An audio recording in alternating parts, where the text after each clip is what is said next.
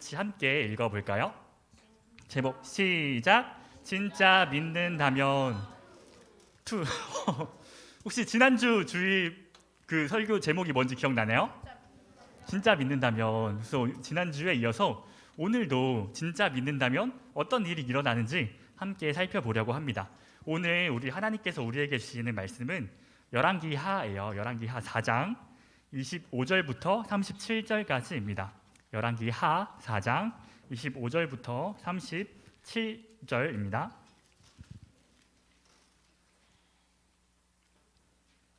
네, 다 찾으셨으면 저와 여러분들이 한 절씩 교독하고 마지막 구절은 함께 읽도록 하겠습니다. 제가 먼저 읽을게요. 드디어 갈멜산으로 가서 하나님의 사람에게로 나아가니라. 하나님의 사람이 멀리서 그를 보고 자기 사환 게하시에게 이르되 저기 수냄 여인이 있도다. 너는 달려가서 그를 맞아 이르기를 너는 평안하냐 내 남편이 평안하냐 아이가 평안하냐 하라 하였더니 여인이 대답하여 평안하다 하고 산에 이르러 하나님의 사람에게 나아가서 그 발을 아는지라. 게하시가 가까이 와서 그를 물리치고자 하매 하나님의 사람이 이르되 가만두라. 그의 영혼이 괴로워하지만은 여호와께서 내게 숨기시고 이르지 아니하셨도다 하니라. 여인이 이르되 내가 내 주께 아들을 구하더이까 나를 속이지 말라고 내가 말하지 아니하였더이까 하니 엘리사가 게하시에게 이르되 내 허리를 묶고 내 지팡이를 들고 가라. 사람을 만나거든 인사하지 말며 사람이 내게 인사할지라도 대답하지 말고 내 지팡이를 그 아이 얼굴에 놓으라 하는지라. 아이의 어머니가 이르되 여호와께서 살아계심과 당신의 영혼이 살아계심을 두고 맹세하노니 내가 당신을 떠나지 아니하리다. 엘리사가 이에 일어나 여인을 따라가니라. 게하시가 그들보다 앞서 가서 지팡이를 그 아이의 얼굴에 놓았으나 소리도 없고 듣지도 아니하는지라. 돌아와서 엘리사를 맞아 그에게 말하여 아이가 깨지 아니하였나이다 하니라. 엘리사가 집에 들어가 보니 아이가 죽었는데 자기의 침상에 눕혔는지라. 들어가서는 문을 닫으니 두 사람뿐이라. 엘리사가 여호와께 기도하고 아이 위에 올라 엎드려 자기 입을 그의 입에 자기 눈을 그의 눈에 자기 손을 그의 손에 대고 그의 몸에 엎드리니 아이의 살이 차차 따뜻하더라. 함께 읽겠습니다. 엘리사가 내려서 집 안에서 한 번 이리저리 다니고 다시 아이 위에 올라 엎드리니 아이가 7번 재채기 하고 눈을 뜨는지라. 37절까지죠. 엘리사가 게하시를 불러 저 수냄 여인을 불러오라 하니 곧 부름에 여인이 들어가니 엘리사가 이르되 내 아들을 데리고 가라 하니라. 여인이 들어가서 엘리사의 발 앞에서 땅에 엎드려 절하고 아들을 안고 나가니라. 아멘. 우리가 지난주에는 누구와 누구의 만남을 살펴봤는지 기억나나요? 엘리야와 엘리사? 엘리야와 저분이 누구죠? 오른쪽에? 과부. 어디 사는 과부죠? 여기 여기 사는 과부예요. 사르밧에 사는 과부 이야기를 들었어요. 나쁜 왕이 당시에 이스라엘을 다스렸기 때문에 하나님께서 그 땅에 비를 내려주시지 않으셔서 이스라엘에 사는 사람들이 굶어 죽어가고 있을 때, 그때 하나님께서 선지자 엘리야를 그 사르밧으로 보내셔서 남편을 잃고 아들과 단둘이 사는 가난한 여인을 만나게 하셨었죠. 기억나나요? 그리고 이 사르밧 과부에게는 어떤 일이 일어났죠? 아들이 병에 걸려서 죽게 되었습니다. 시원이가 잘 맞추고 있어요. 그래서 사르밧 과부는 엘리야에게 나 때문에 그리고 당신 때문에 자신의 아들이 죽었습니다 라고 원망하였고, 엘리야는 그 아이를 직접 안고 자신의 방에서 하나님께 간절히 기도해서 다시 아이가 엄마 품으로 돌아올 수 있었다, 다시 되살아났다 라는 이야기를 함께 나누었습니다. 그 사르밧 과부의 아들은 원래 죽을 운명이었지만 하나님께서 보내신 사람, 그 엘리야와의 만남으로 인해서 다시 살아날 수 있었던 거예요. 오늘 우리가 읽은 성경 말씀에서도 하나님께서 또 다른 하나님의 사람을 또 다른 여인에게 만나게 하셨습니다. 오늘 하나님께서 보내신 그 사람의 이름은 무엇일까요? 엘리사. 엘리야의 뒤를 이어서 이스라엘의 선지자가 되었던 엘리사가 등장합니다. 이름이 비슷하죠. 이름도 비슷하지만 엘리사는 스승이었던 엘리야가 겪었던 그 수많은 일들과 비슷한 일들을 경험해요. 그리고 그것보다 훨씬 더 많은 일들을 이스라엘에 보여줍니다. 그래서 오늘은 어떤 일들이 있었는지 같이 살펴보면 좋을 것 같은데요. 하나님의 부르심을 따라서 이곳저곳을 여행하던 이 엘리사는 매번 저기 갈멜산, 도단, 사마리아 이런 지역을 왔다 갔다 하다가 수넴이라고 하는 저 지역을 들어가게 되었어요. 근데 수넴에는 한 부유한 여인이 살고 있었는데 그 엘리사가 수넴으로 지나갈 때마다 그 엘리사를 집으로 초대해서 배불리 먹이고 편히 쉴 수 있도록 집도 마련해 주었어요. 그리고 남편에게 엘리사가 하나님의 사람입니다라고 고백하며 앞으로 엘리사가 이 여행을 하면서 이곳저곳 다닐 때마다 그가 편히 쉴 수 있도록 자신의 집에서 엘리사를 위한 방과 가구들을 마련해서 엘리사를 그곳에서 머물게 하였습니다.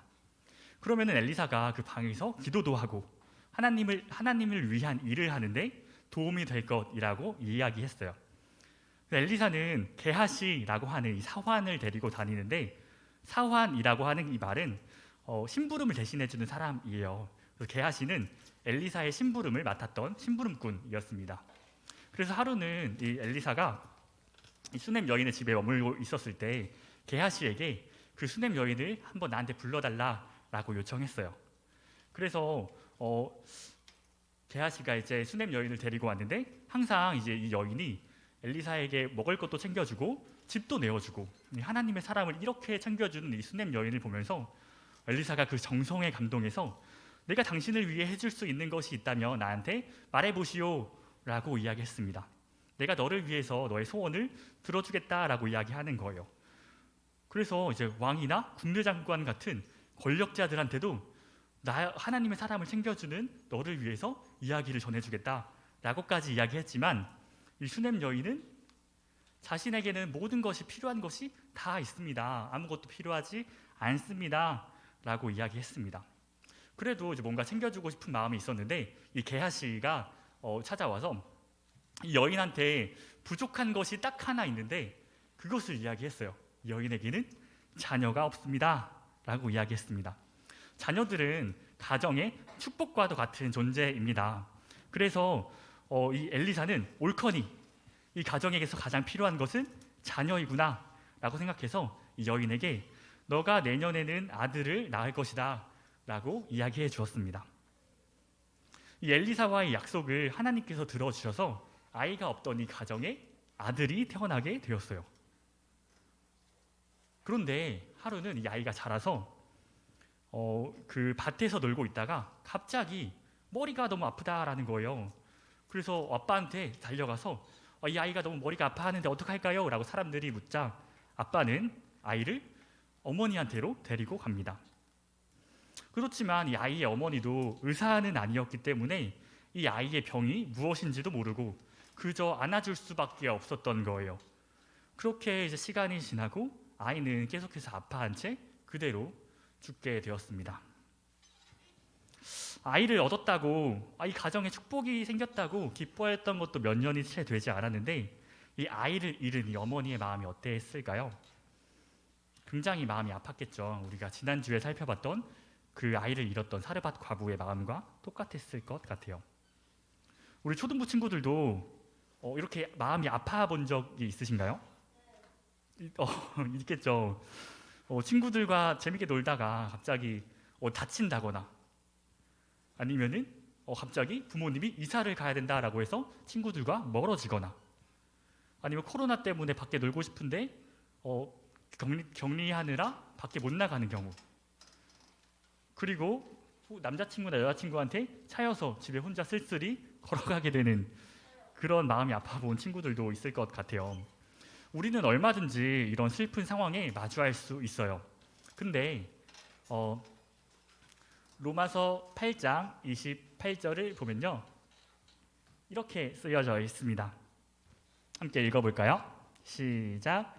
하나님을 사랑하는 자 곧 그의 뜻대로 부르심을 입은 자들에게는 모든 것이 합력하여 선을 이루었느니라. 우리는 얼마든지 이런 슬픈 상황에 마주할 수 있지만 우리 방금 읽은 로마서 8장 28절 말씀처럼 하나님께서는 하나님을 사랑하는 사람들, 특히 그 하나님의 부르심을 입은 자들에게 모든 상황을 전부 선한 일로 바꾸어 주시는 분이십니다. 믿으시나요? 우리 믿으면 함께 아멘이라고 대답해 볼까요? 우리 친구들은 하나님께서 선을 이루시는 분이라고 믿고 있나요? 아멘. 네, 좋아요. 이 아이의 어머니 수넴 여인은 이 아이를 엘리사가 머물던 그 방으로 데리고 가서 그 아이를 방에 눕혔어요. 그리고는 아이의 이제 자신의 남편이죠. 아이의 아버지에게 가서 나는 이제 엘리사를 찾아가야겠습니다라고 이야기를 하는 거예요. 근데 이 남편은 아이가 어떻게 됐는지도 모르고 아픈 아이를 두고 오늘이 무슨 날도 아닌데 갑자기 왜 하나님의 사람을 찾아가려고 하냐라고 물었지만 이 여인은 그저 평안할 것입니다 라고 말할 뿐 아무 말도 하지 않은 채 그저 그 집을 떠나게 되었어요. 그리고 엘리사에게 달려갔습니다. 드디어 오늘 우리가 함께 읽은 이 말씀 속의 이야기가 등장하는데요. 그렇게 죽은 아이를 두고 엘리사를 찾아 떠났던 이 수넴 여인이 드디어 엘리사를 만나게 되었습니다. 우리 26절 말씀을 함께 한 목소리로 크게 읽어볼까요? 26절 말씀입니다. 시작. 너는 달려가서 그를 맞아 이르기를 너는 평안하냐? 내 남편이 평안하냐? 아이가 평안하냐 하라 하였더니 여인이 대답하되 평안하다 하고, 이 엘리사가 자신을 찾아온 수넴 여인에게 너와 너의 남편 그리고 너의 아이가 평안하냐? 라고 물었어요. 근데 여인의 대답이 어떠했죠? 평안합니다 라고 하는 거예요. 평안하다라는 이 말은 아무 일 없이 무사히 잘 지내고 있다라는 말이죠. 근데 여인의 아들이 죽었는데 왜 이 여인은 저는 평안합니다, 저의 남편도 평안합니다, 그리고 저의 아이도 평안합니다 라고 이야기했던 것일까요? 수넴 여인은 평안하다라고 말은 했지만 사실 그녀의 모습까지 평안한 모습은 아니었던 것 같아요. 엘리사는 이 여인을 보고 말 못할 괴로움이 있다라는 것을 눈치챘습니다. 그런데 이 여인도 그리고 하나님께서도 이 엘리사에게 도대체 이 가정에 무슨 일이 일어났는지 말해주지 않는 거예요. 엘리사는 하나님께서 보내신 사람이죠. 늘 하나님과 함께 동행하면서 하나님의 말씀을 듣던 사람인데 하나님께서 아무 말도 해주시지 않으니까 도대체 이 일에 무슨 일이 일어난 건지 슬퍼 보이는 여인을 앞에 두고 아무것도 할 수 없었습니다. 그런데 여인의 모습을 보니까 여인이 슬퍼하는 그 모습을 보고 무슨 일이 있구나라고 눈치챌 정도였던 것이죠. 우리 그 다음 28절도 같이 읽어볼까요? 시작. 여인이 이르되 내가 내 주께 아들을 구하더이까 나를 속이지 말라고 내가 말하지 아니하더이까 하니, 여인이 엘리사에게 내가 언제 주님께 아들을 구한 적이 있습니까? 나는 필요한 것이 없다라고 이야기했는데 당신이 나에게 그 가정의 축복을 가져다 주지 않았습니까? 내가 언제 그것을 구했습니까? 라고 이야기하는 거예요. 아무 말도 하지 않고 그저 그렇게만 말하는 거죠. 엘리사는 명분을 알 수가 없이 이게 도대체 무슨 말인가 라는 생각을 했지만 그 말을 통해서 아이 가정의 아들한테 그 하나님께서 내려주신 축복한테 무슨 일이 생겼구나 라는 것들을 눈치챈 거예요. 그래서 아이가 병에 걸렸거나 그저 아파하고 있는 상태로 생각했던 것 같아요. 그래서 자신의 심부름꾼인 게하시에게 빨리 달려가서 그 여인의 집으로 가서 아이 얼굴 위에 지팡이를 올려놓아라. 그래서 가는 동안에 아무한테도 인사하지 말고 누가 인사하더라도 그 인사를 받지 말라라고 이야기했어요. 그만큼 빨리 그 집에 가라라고 이야기한 거죠. 가끔 길 가다가 친구나 아는 사람을 만나서 반갑게 내가 인사를 했는데 그 친구가 슝 지나가는 일들이 가끔씩 있어요. 전도사님도 항상 이제 예배 준비하면서 저 뒤에서 이제 친구들을 맞이하다가 친구들이 무슨 급한 일이 있는지 인사를 했는데 이게 슝 지나갈 때가 있더라고요. 그때 이런 일처럼 뭔가 말 못할 급한 사정이 있구나라고 생각하면 좋을 것 같아요. 다른 사람을 신경 쓰지도 못할 정도로 빨리 그 아이에게 가라라고 이야기한 것입니다. 그래서 게하시를 보냈으니까 게하시가 아이의 얼굴에 지팡이를 놓으면은 그 아이가 병에 걸렸든 아파하든 그 아이 지팡이로 인해서 회복될 것이다라고 생각을 했는데, 그러면은 다 좋게 좋게 해결이 됐는데 이 여인이 끝까지 엘리사를 떠나지 않는 거예요. 그래서 저는 맹세할 건데 당신을 떠나지 않겠습니다라고 이야기하자 엘리사는 이게 정말 심상치 않은 일이구나라고 생각했던 것 같아요. 그래서 이제 엘리사는 여인과 함께 아이가 있던 이 여인의 집으로 돌아가게 되었습니다. 엘리사가 이 수넴 여인의 집으로 가서야 이 여인의 모든 행동의 이유를 깨닫게 되었어요. 그저 엘리사가 지팡이로 아이를 치료하는 정도로 해결될 만한 문제가 아니었던 것이었습니다. 왜냐하면 우리가 앞서 봤던 것처럼 아이는 이미 죽어 있었기 때문이었죠. 그래서 엘리야가 한 첫 번째 행동이 뭐였을 것 같아요? 기도. 은우가 정답을 맞춰줬는데, 엘리사가 그 죽은 아이를 보고 가장 먼저 하나님께 기도했어요. 아이와 얼굴을 맞대고 그를 안았는데 그 죽은 아이가 갑자기 기침을 하더니 다시 살아나게 되었습니다. 죽었던 아이가 살아난 거예요. 놀랍지 않으신가요? 아이가 살아난 것을 본 수넴 여인은 엘리사에게 절하고 평안한 마음으로 아이를 안고 나갔다라고 성경이 우리에게 이야기해주고 있습니다. 사랑하는 우리 초등부 여러분, 오늘 말씀을 좀 정리하려고 하는데요. 우리가 지난주에 엘리야와 사르밧 과부에 대한 이야기를 들었죠. 이 가난한 사르밧 과부에게 하나님께서 먹을 것도 챙겨주시고 그 병들어 죽은 아이를 엘리야가 하나님께 기도함으로 그 아이를 다시 살려주셨어요. 그때 사르밧 과부는 그 아이의 살아남을 보고 엘리야에게 그 이스라엘의 하나님이 진짜 하나님이십니다. 당신이 진짜 하나님의 사람입니다. 라는 고백을 했다라는 이야기를 나누었었죠. 그리고 오늘은 이 엘리야의 제자인 엘리사에게 그에게 먼저 먹을 것을 챙겨주고 또 엘리사를 위한 방도 내주고 하나님의 사람을 잘 챙겨줘서 그 가정에 또 하나님의 아들을 선물로 주셨습니다.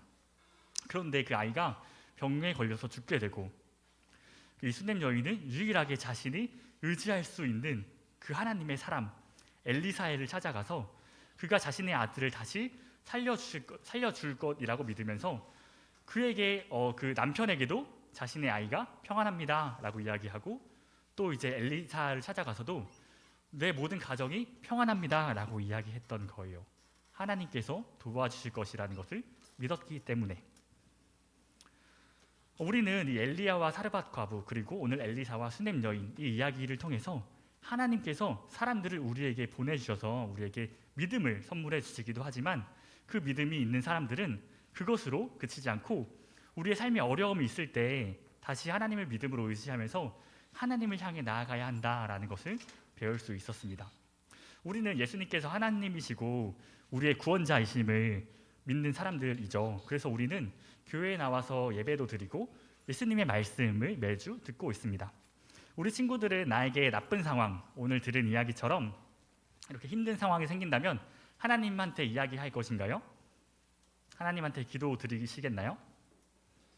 그렇다면 하나님께서는 우리의 기도를 들어주시고 그 문제를 해결해 주실 거예요.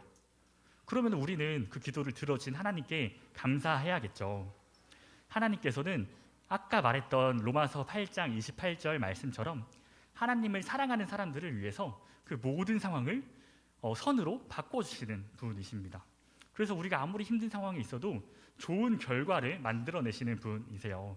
여러분들은 이 하나님께서 이렇게 좋은 것을 주시는 분이시라는 것을 믿으시나요? 그러면 우리는 이 히브리서 13장 6절 말씀처럼 이렇게 고백할 수 있습니다. 우리가 담대히 말하되 주는 나를 돕는 이시니 내가 무서워하지 아니하겠노라. 하나님께서 우리를 도우시는 분이시기 때문에 우리가 다른 것들을 무서워할 필요가 전혀 없어요. 그래서 어떤 상황에서도 힘차게 하나님께 이 말씀을 고백하고 하나님의 도우심을 지켜볼 수가 있습니다. 하나님께서는 이 사르밧 과부와 수넴 여인의 삶 속에서 일하셨던 것처럼 우리를 사랑하시기 때문에 우리의 삶 속에서도 여전히 일하시고 계시는 거예요.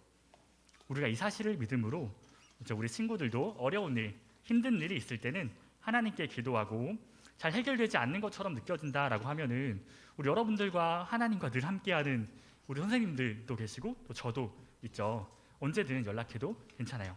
우리 친구들 너무너무 사랑하기 때문에 우리 모든 사람들이 최선을 다해서 도와줄 테니까요. 우리가 서로 사랑하고 의지할 때 하나님께서도 이 공동체를 기뻐하십니다. 우리가 이 사실을 믿음으로 함께 하나님께 기도드리는 우리 모든 초등부 친구들이 되었으면 좋겠습니다. 오늘은 우리가 함께 이 기도문을 보고 기도하면 좋을 것 같은데요. 기도문 잘 보이시죠? 이렇게 기도할 거예요. 사랑의 하나님, 우리 모든 상황 속에서 함께하여 주셔서 감사합니다. 하나님, 우리는 때때로 어려운 상황에 처해요. 그렇지만 그 모든 어려운 상황 속에서도 하나님께서 우리와 함께하심을 믿습니다. 그리고 이 어려운 상황을 하나님께서 보시기에 가장 좋은 것으로 바꾸어 주실 것임을 믿습니다. 우리가 이 믿음을 잃지 않고 날마다 우리를 도와주세요. 라는 마음으로 함께 우리 기도하도록 하겠습니다. 기도하시겠습니다.